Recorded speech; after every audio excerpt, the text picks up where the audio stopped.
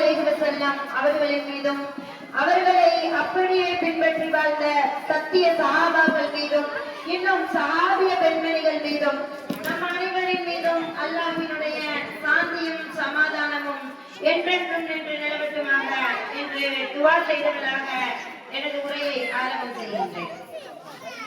இன்று உங்கள் முன்பாக நான் பேச எடுத்துக்கொண்ட தலைப்பு வெற்றியின் பாதை எது.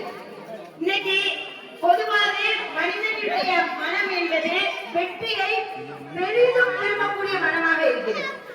யாராவது நீ தோத்துப்போ அப்படின்னு சொன்னா நம்ம கேட்போமா? இல்ல, நம்மளுடைய மனசே தோல்வி என்ற ஒரு விஷயத்தை நம்முடைய மனம் ஏற்றுக்கொள்ளாது. ஆனா வெற்றி தரும் பொழுது இறைவன் நமக்கு மிகப்பெரிய அருள்படையை தந்தது போல வெற்றியை நாம் கொண்டாடுவோம். அப்ப வெற்றி என்பது மனிதனுக்கு பிடித்தமான ஒன்று. ஆனால் வெற்றி அப்படின்னா என்ன அப்படின்னு நம்ம என்னைக்கா சிந்திச்சிருக்கோமா? வெற்றினா என்ன அப்படிங்கறத இறைவன் தன்னுடைய திருமறை குர்ஆனில் குறிப்பிட்டு காட்டும் பொழுது ஒரு வசனத்தின் தொடர்ச்சியாக குறிப்பிட்டு காட்டுகிறான். நாம் அதிகமாக கேள்விப்பட்ட ஒரு வசனம், குல்லு நஃப்ஸின் தாயிகத்துல் மௌத், ஒவ்வொரு ஆத்மாவும் மரணத்தை சுவைத்தே தீரும். இறைவன் அதுல கூட மிக அழகான ஒரு வார்த்தை பிரயோகத்தை பயன்படுத்தி இருப்பான். எப்படின்னா, அடைந்தே தீரும் இல்ல, சுவைத்தே தீரும். எந்த அளவுக்கு சொன்னா எல்லாருடைய அந்த மரண நிமிடங்களும் ஒரே மாதிரி இருக்குமா அப்படின்னா கிடையாது. ஒரு நயவஞ்சகர்களுக்கு ஒரு மாதிரி, நல்லவர்களுக்கு ஒரு மாதிரி, தீயவர்களுக்கு ஒரு மாதிரி இறைவன் விரைந்து என்ன செய்வான், அவர்களுடைய உயிரை எடுக்கக்கூடியவனாக இருப்பான். அப்ப அதனாலதான் இறைவன் என்ன வார்த்தை போட்டான், சுவைத்தே தீரும். அதே போல அதற்கடுத்து அதனுடைய தொடக்கமாக வெற்றி அப்படிங்கிறதுக்கான டெபினிஷனை இறைவன் சொல்லி காட்டும் போது யார் நரகத்திலிருந்து விலக்கப்பட்டு யார் சொர்க்கத்தில் நுழைக்கப்படுகிறாரோ அவரே வெற்றியாளர். யார் வெற்றி பெற்றவங்களா? யார் சொர்க்கத்துக்கு போறோமோ, யார் நரகத்திலிருந்து விடுதலை ஆறோமோ அவங்கதான் வெற்றியாளர். அப்படிங்கிறத வெற்றிக்கான டெபினிஷனா இறைவன் மிக அழகாக கூறி காட்டினார். அப்ப இன்னைக்கு நம்ம நினைக்கிறது வெற்றியா? இன்னைக்கு 10 வீடு கட்டிட்டோம் வெற்றியா? 100 கிராம் ஒரு 100 பவுண்ட் நகை வச்சிருக்கோம், அது வெற்றியா? இல்ல, மிகப்பெரிய 10 பிள்ளைங்க இருக்கு, பேரன் பேத்திகளே 20 இருக்கு, மிகப்பெரிய ஒரு மக்கள் செல்வத்தை பெற்றிருக்கேன், மிகப்பெரிய ஒரு குழந்தை செல்வத்தை பெற்றிருக்கோம் அப்படிங்கிறது மிகப்பெரிய வெற்றியா? கிடையாது. இன்னும் சொல்ல போனா, நம்ம ஒரு நல்லவருக்கு இந்த உலகத்துல பேர் வாங்கி நமக்காக இந்த உலகத்துல இருக்கிற 75% மக்கள் சேர்ந்து நமக்காக உட்கார்ந்து அழுகுறாங்க நம்மளுடைய மரணத்துல. அப்ப அது மட்டும் நாம் பெற்ற வெற்றியா? அப்ப நாம் பெற்ற வெற்றி என்பது சொர்க்கத்திற்கான அமல்களை நாம் அதிகம் சேர்த்து வைத்திருக்க வேண்டும், நரகத்திலிருந்து நாம் விடுதலையாக இருக்க வேண்டும். இந்த 2 விஷயத்தை செஞ்சாதான் நாம் வெற்றி பெற்றவர்களாக ஆக முடியும். இன்றைக்கு நாம் அப்படி செய்வோமா?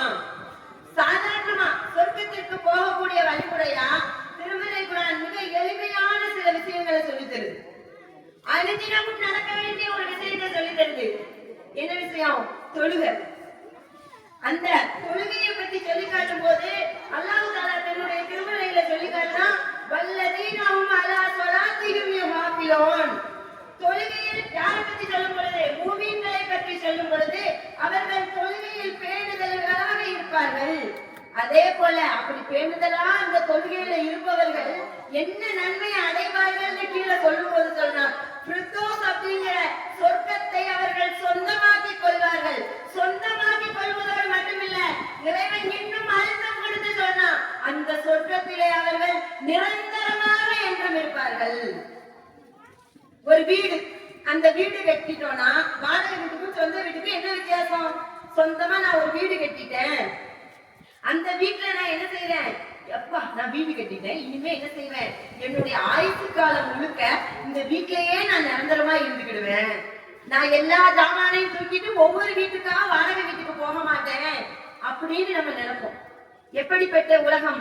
அற்பத்திலும் அற்பமான ஒரு உலகம், ஒரு கொஞ்ச காலம் மட்டுமே வாழக்கூடிய இந்த உலகம். இந்த உலகத்துக்கே ஒரு வீடு கட்டினதுக்கே நமக்கு வரக்கூடிய மகிழ்ச்சி என்ன? நான் நிரந்தரமா இருந்துருவேன், ஒரு 50 வருஷ வாழ்க்கைக்கு நமக்கு வருது அந்த இது.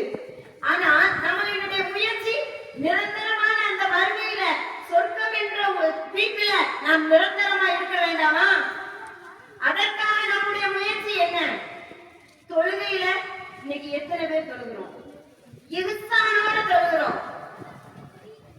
நபிகள் நாயகம் ஸல்லல்லாஹு அலைஹி வஸல்லம் அவங்க சொன்னாங்க தொழுகை இன்சானோட நிறைவேற்றணும்னு.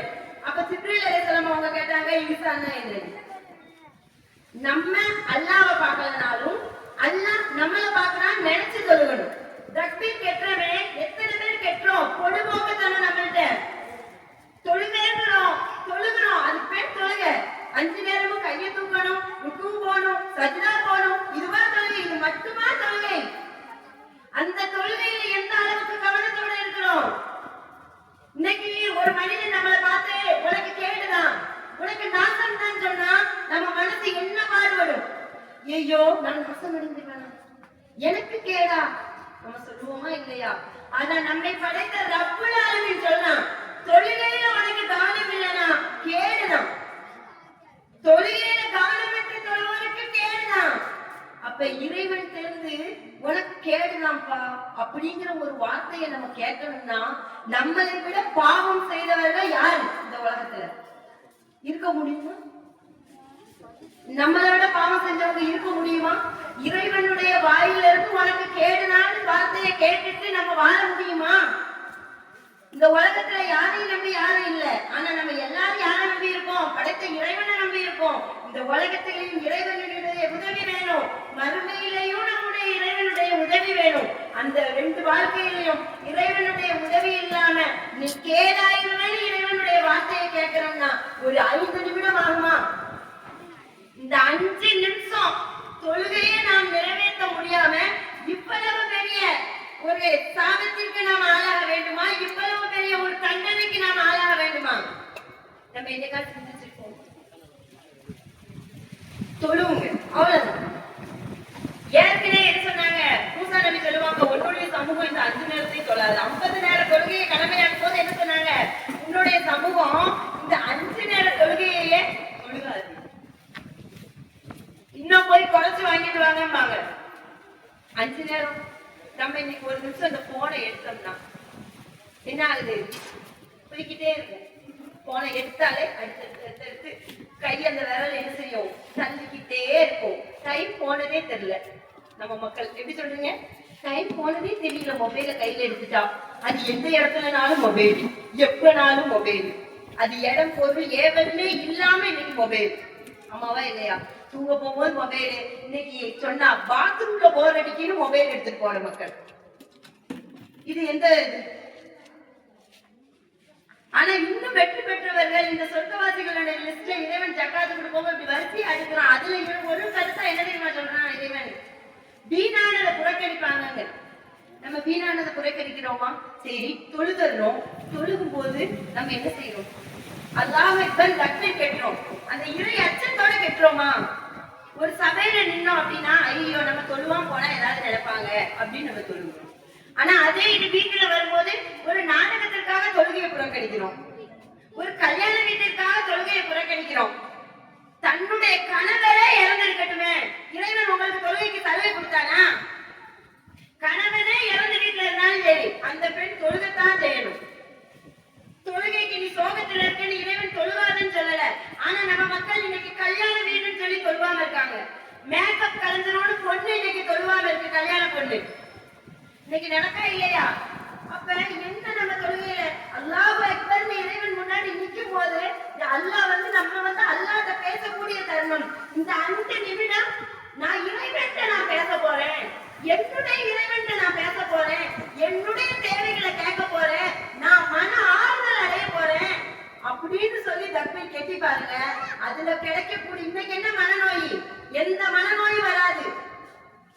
இன்னைக்கு நம்ம என்ன சொல்றோம்? எல்லாரும் ஒரே இப்ப எங்க பார்த்தாலும் எல்லாரும் மறக்கணும் என்னவாயும் வருது. என்னன்னு வருது? Depression, stress. டிப்ரெஷனா இருக்கு, ஸ்ட்ரெஸ்ஸா இருக்கு. யாராவது யூஸ் பண்ணாதவங்க இருக்கீங்களா? முன்னாடி மன அழுத்தமா இருக்குன்னு சொன்னாங்க. இப்ப எல்லாரும் இங்கிலீஷ் தெரிஞ்சதுனால என்ன செய்யறாங்க? டிப்ரெஷன், ஸ்ட்ரெஸ் சொல்லாம யாராவது இருக்கீங்களா? இருந்தா அல்ஹம்துலில்லாஹ். இருக்கோமா? யாராவது கிடையாது. இந்த 2 வார்த்தை வேணா மாறுமே தவிர இந்த 2 வார்த்தையில ஒண்ணு டெய்லி 1க்கு 50 தடவை பெண்கள் வாயில இருந்து வருது, எல்லார் வாயில இருந்து வருது. அப்ப நிம்மதியா நம்ம என்ன செய்யணும்? தொழுவணும்.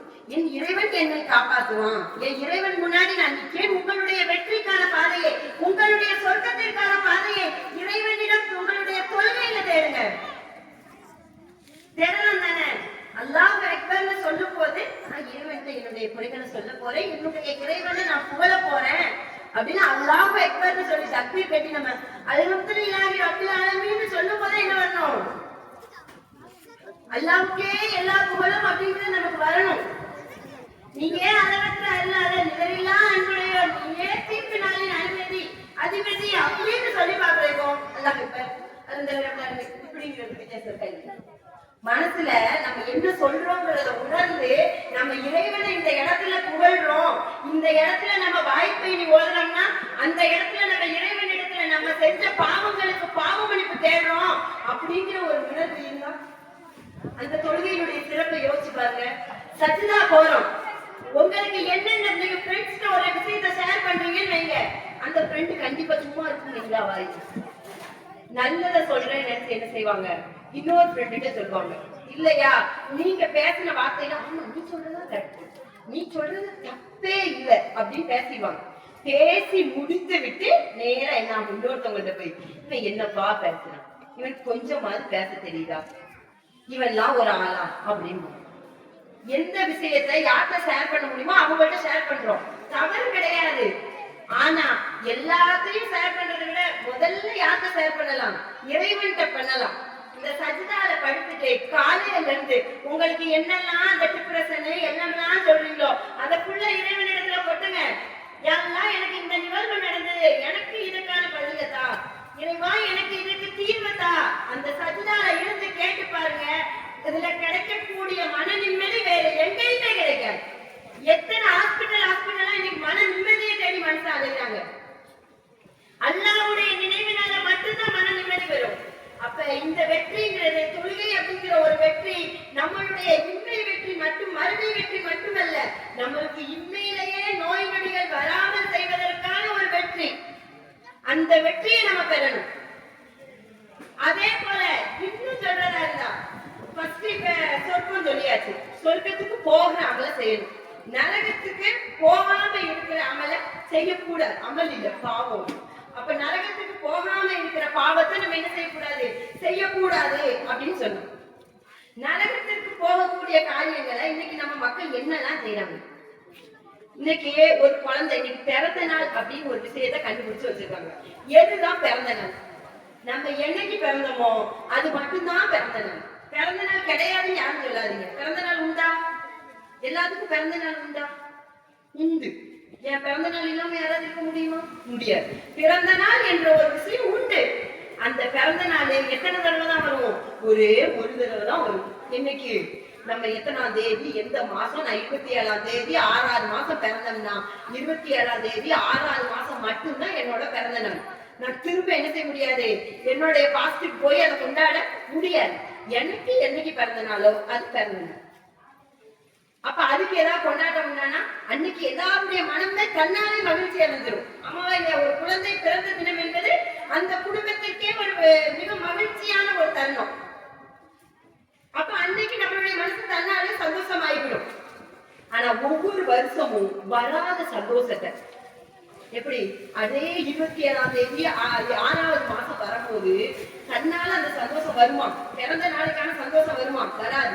வராத சந்தோஷத்தை இந்த யூடியூப்ல இன்ஸ்டாகிராம்லயும் 5 இடத்துல கேட்க வெட்டுறாங்க, 6 இடத்துல கேட்க வெட்டுறாங்க, 1500 ரூபாய் கேட்க வெட்டுறாங்க, 10,000 ரூபாய் கேட்க வெட்டுறாங்கன்னு வாங்கி வராத சந்தோஷத்தை வாவா நம்ம என்ன செய்யறோம், வெட்டுறோம். பிறந்த நாள் ஒரு குழந்தை பிறந்துச்சுன்னா 7வது நாள் அக்கீகா கொடுக்கணும். நம்ம இன்னைக்கு அச்சு பெருநாள் வருது. அப்ப நம்ம என்னுடைய கொண்டாட்டம் என்னவா இருக்கு? தர்மம். குழந்தை பிறந்திருக்கு, அதனுடைய சந்தோஷத்தை வெளிப்படுத்துறது என்னது? அக்கீகா. அக்கீகா கொடுக்கலாமே. அக்கீகா 7வது நாள் கொடுக்கணுமா? அக்கீகா கொடுத்து உங்களுடைய 4 பேருக்கு தர்மம் செய்து உங்களுடைய மகிழ்ச்சியை வெளிப்படுத்துங்க. மார்க்கம் அனுமதித்த மகிழ்ச்சி. மற்ற நாட்களில் எவ்வளவோ நாள் தர்மம் செய்யலாமே.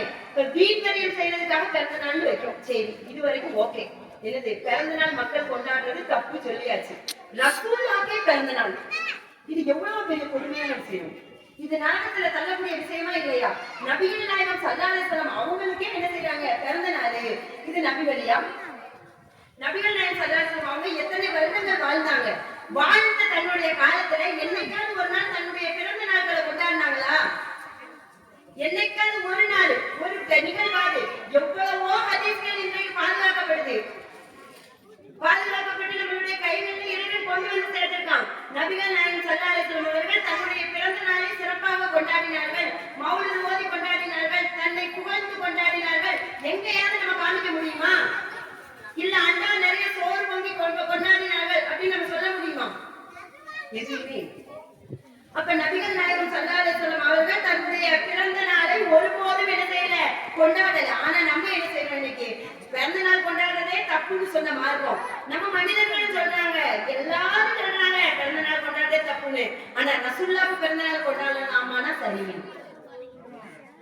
அப்ப இது எவ்வளவு பெரிய முட்டாள்தனமான சமூகத்துல நம்ம இருக்கோம். இன்னும் திருமண விழாக்கள் இருக்கு. நம்ம செய்யக்கூடிய எல்லா விதத்துகளுமே வழிகேடுதான். அந்த வழிகேடு எல்லாமே நரகத்துலதான் கொண்டு போய் சேர்க்கும். இன்னைக்கு திருமண விழாக்கள் இருக்கு. அந்த திருமண விழாக்கள்ல பாத்தியாக்கள் ஓதப்படுது. அந்த அலிஃப் பைனகுமான்னு சொல்லி ஓதுறாங்கல்ல, அந்த பாத்திகா யாரால உருவாக்கப்பட்டது? நபிகள் நாயகம் ஸல்லல்லாஹு அலைஹி வஸல்லம் அவங்க உருவாக்குனாங்களா? இல்ல அவங்களுக்கு பின்னாடி இமாம்கள் உருவாக்குனாங்களா? இமாம்களும் உருவாக்கல, ரசூலுல்லாஹ் உருவாக்கல. அதுக்கு பின்னாடி வந்து ஏதோ ஒரு அறிஞர் உருவாக்குனதுதான். அது ஒரு அறிஞர் உருவாக்குனதுதான் நம்ம மக்கள் என்ன செய்யறாங்க, இன்னைக்கு பாத்தியாக்களா ஓதிக்கிட்டு இருக்காங்க. அது மட்டும் இல்லாம ஆடம்பர திருமணத்துல இருந்து மார்க்கம் எதையெல்லாம் அனுமதிக்கலையோ அனுமதிக்காத எல்லா விதத்தான காரியங்களையும் இன்றைய சமூகம் என்ன செய்யுது, எல்லாரும் செய்யறாங்க. அதனால நாங்க செஞ்சோம்.